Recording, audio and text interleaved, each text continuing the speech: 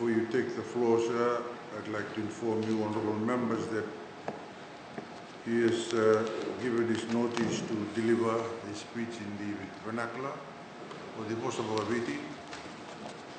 For us to access that, you go on to channel 1 of your devices in front of you. You have the floor, sir.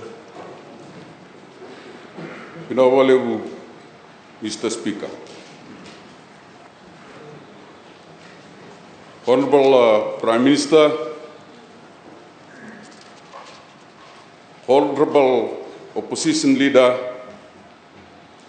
Honorable Deputy Prime Ministers, Honorable Parliamentarians,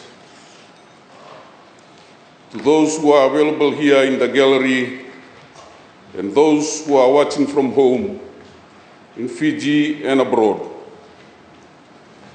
Nisambula Vinaka. Mr. Speaker, please allow me to present my response to the budget in the Itaukei dialect.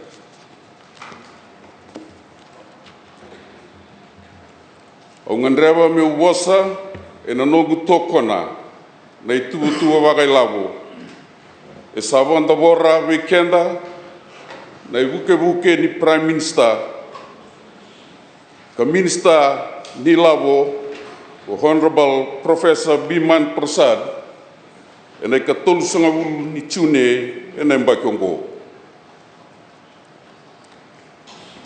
Taumanda au ngandrewa me ubako vina kataki na Minister kei nanona waka i lesi ka wakakina na leo ni Fiscal Review Committee e na kena mbiu wata na imatai ni tuba waka i lavo ni mate ni tudo wata.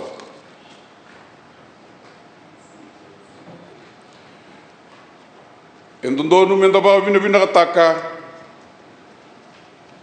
na kena tuba na ki wakamatau ka ni kovuta taudoko na veitiki ni mbula ni nonda vanua.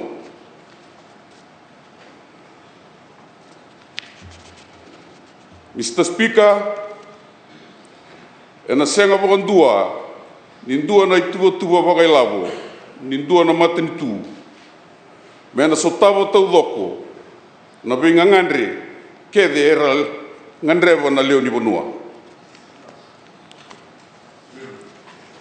E ndondonu menda ndua vata o sota katokona na dhaka ni kena tovolei me tarei dhaketali e ndua na ea bubo ni nonda maten tu kei na nonda mbula wakailavu.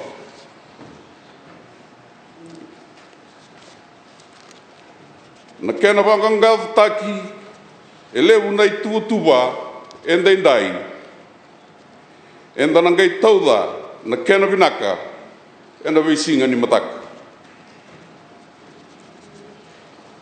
Ongo na ituva wakailavo ni ndua na vituvou.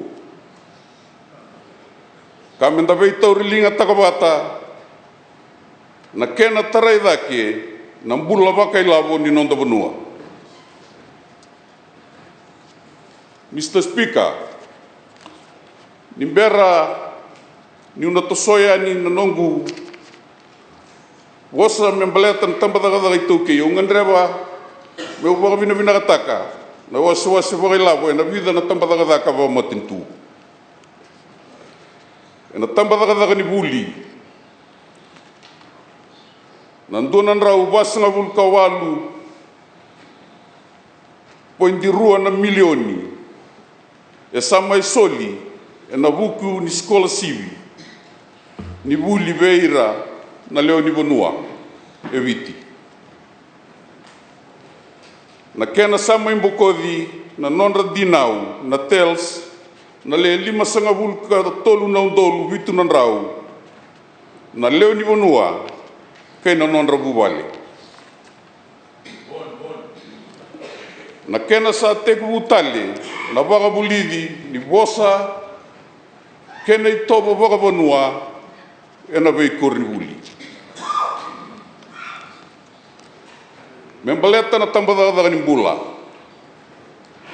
O wawina vinakataka wakalevu, ni saat mai to soidaki, na i vota ni tambadadaga ni bula.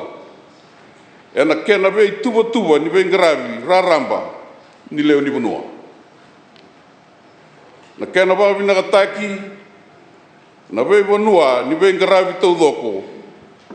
Sara eviti, kena sa mai to soidaki, na kena reisau, na linga ni vei ngaravi. E na tambadadaka ni teitei. Au waka vinakataka, na kena sa to soidaki, na i vota wakai lavo, me votai, ki na tambadadaka ni teitei. Ka mena rao ni lawe ti dake, na kena teiva ki wakalevu na ngele. Ke na kena rawa ti mai na vei makete. Na kena sutavi na ngangandre, ni nonra wakani na leo ni vanua. Ka wakambimbi na kena tokoni na mbula wakai lavo ni nonda matanitu.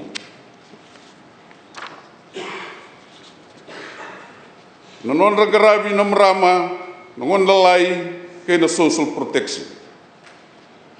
Au wakavina vinakataka wakalevu na i vota e votai veira sangga sara malumu karalewena na pensin.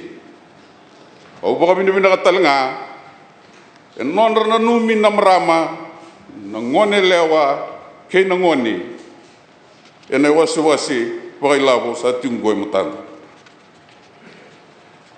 E na vei wawaletaki kay na local government e na wakavina wakalevu e na kena sa ng gravi na vei dingi ni vei tauni kay na korlilivu. E dua na vanua karena na magitu kina wakalevu na leo ni vanua meron dingi taka na nonra mata me didi waka na nonra tauni kay na vei korlilivu.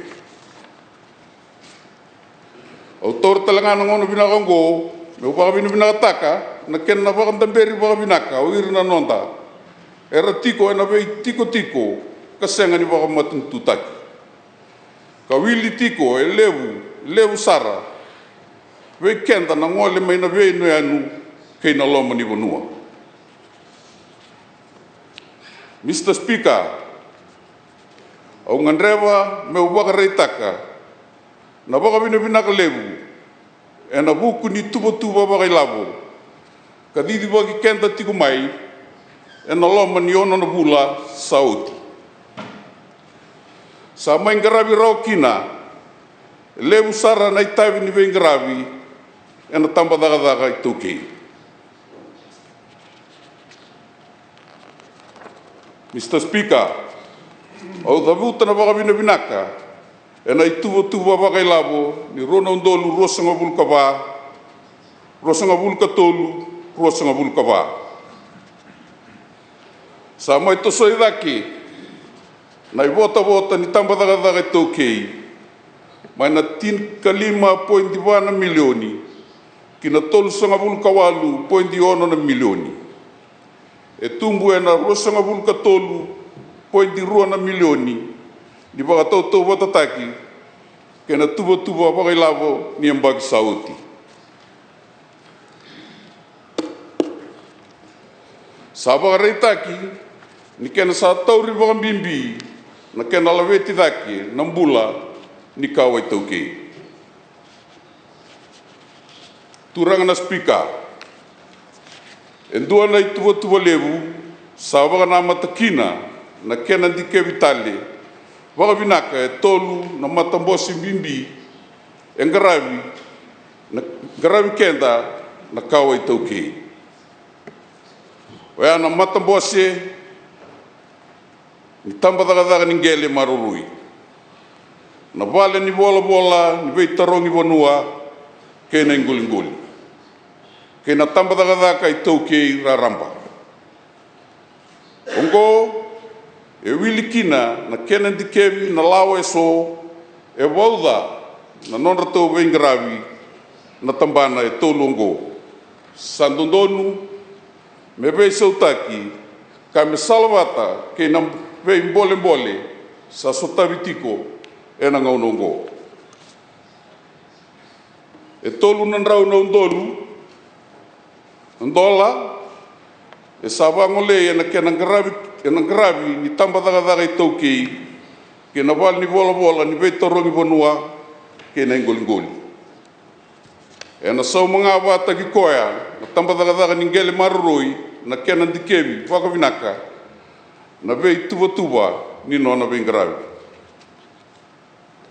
Mr. Speaker,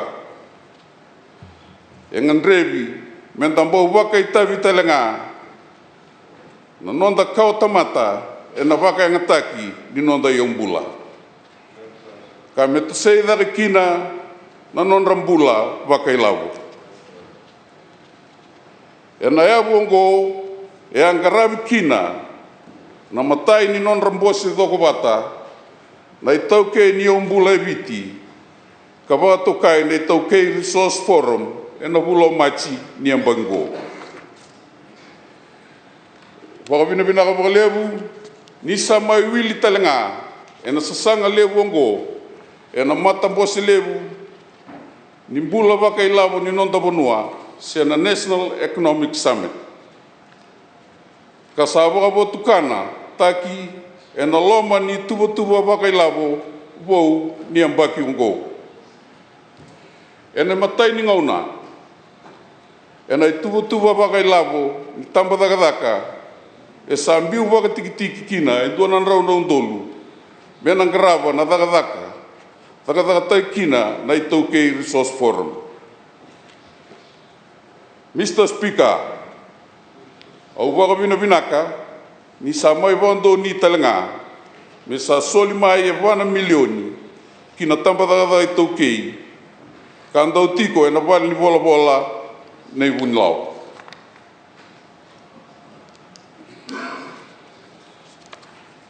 Ongo me mai ngarawi kina, na pe wa tore dakataki, na ngele ni kawa i taukei, me vanua ni vei wawaletaki se subdivision. Turanga Speaker, me wakana non rakawai na turanga lewe ni Tony Veisanga, ko Honorable Moses Mbulitavo, au via wakandei taka, pe ira ni lewu sara na itamba ni vengarawi, me wakana sovea, ke na sotale e tiko, ke denga e na lom ni tambadagadaga taukei, ke na kena vei matambosi.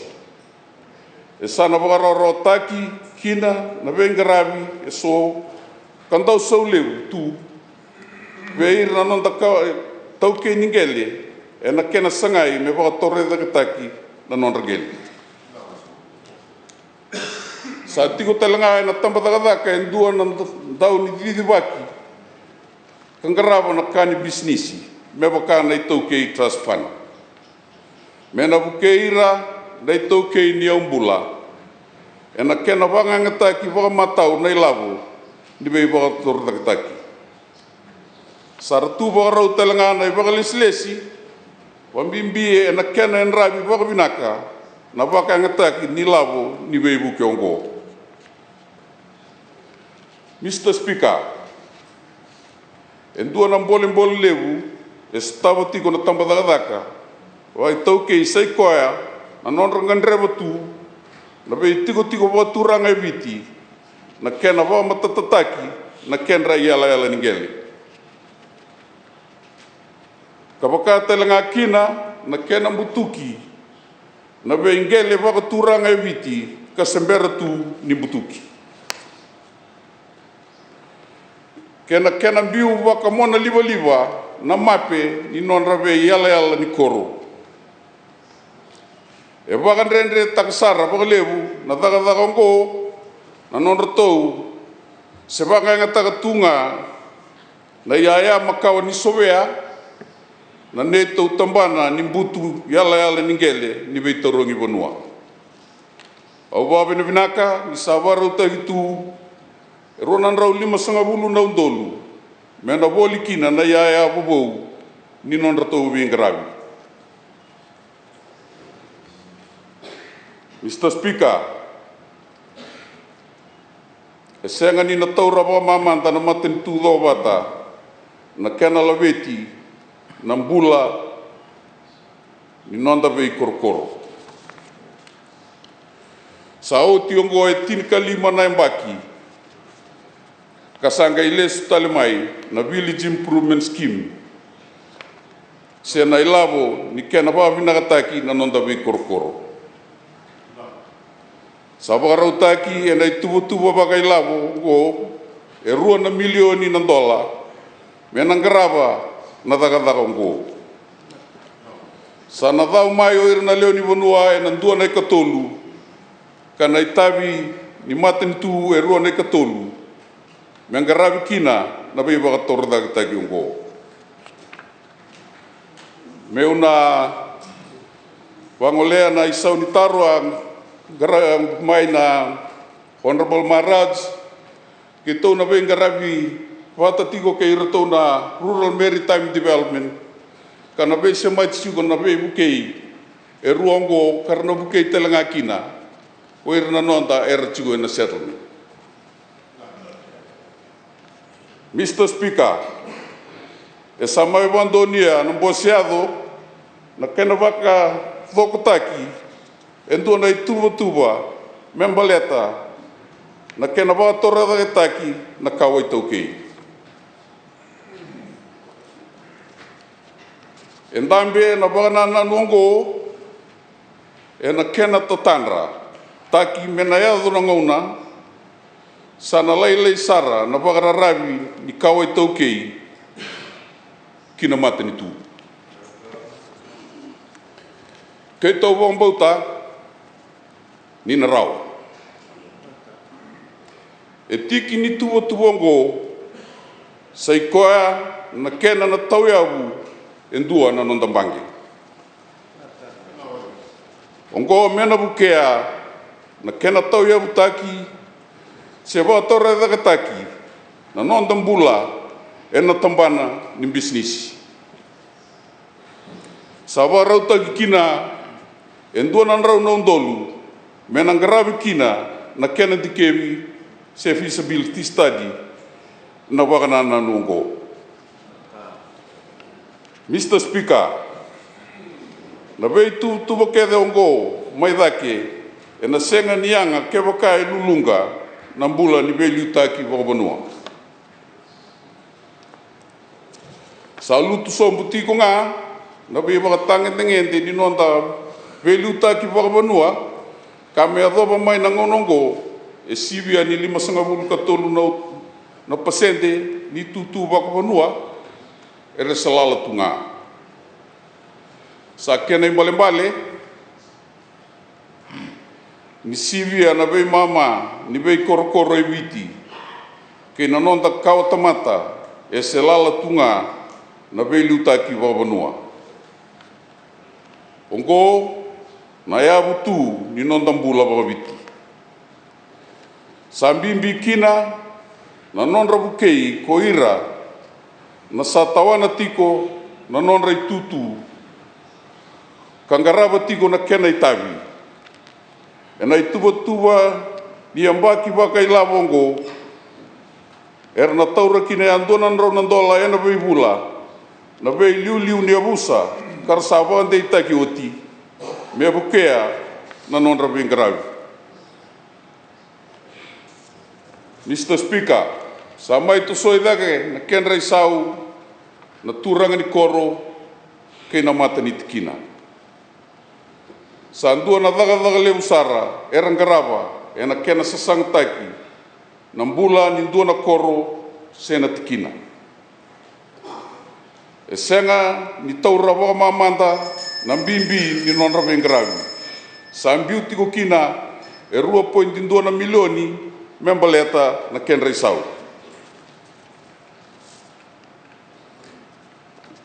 Turanga Speaker, e na ngandrevi e ngandreva na maten tu wata me wakalailei taki sombu na idhola ni nonra na leo ni vanua wakaturanga e na buku ni sasanga ni asana. E sa mbiuta wakatikitiki kina na maten tu wata e tini pointi walu na milioni me sa sosomi taki na soli ni asana. E tumbu e na 1.5 na milioni mai na tuva vai lavo sauti. E vida na ka e na rawati mai na iwasawasi vuvongo. Sana rawa ni bangolei na nonra dau soli ni asana mera soli waka vanua. Me waka e viri kotori tu e na loma ni lau ni tampa dakadaka i tauke. Ongo me bangolei kina dakadaka ni vei waka torre dakataki ni vanua ka waka kina e na alava ni bisnisi. Mr. Speaker, na vei tuva tale so kaokati e na tuva waka ilava ongo e wili kina na dikevi tale ni ndusi ni mbula wakoro se village guideline. Na dakataki ni tuva membaleta na kena munduki leivi wakandua na wakarau i tobo koukoua veira na marama kei na ngoni.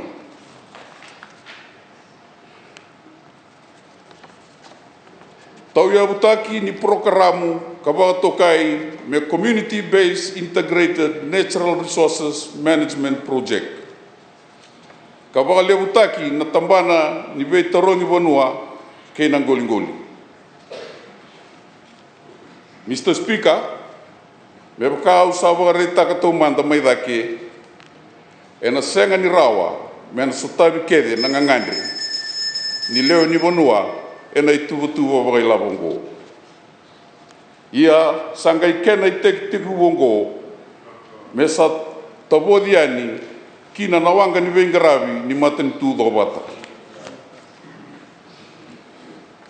Sa kambimbi kina me da vei taurilinga taka na daga levu sa tu e matanda ka wakambimbi na nonda vei rongorongodi e na ndela ni vanua lomani e na nonda lomana na nonda vanua.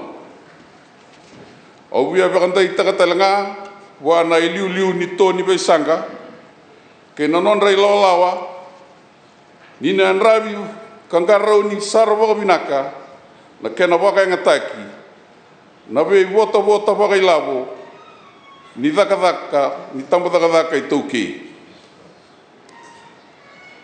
Au vei sureti talanga yani kina i tōni waisanga, ni nandola tū na katumba ni tampa dakadaka i tauke. Mena rongodi talanga, nanto momundou, membale tira, na nonda kao tamata. Me ubada wara, na iloko ngo, menda na wakademu, ninta sakila, enta sa sulia ve ira, na nonda kao mbula mai muri, endua na viti vinaka. Au sa tokona na i tuva wakai lavo, rono ndolu rosunga vul katolu, rosunga vul kawa. Pinaka sarva leu, Mr. Speaker.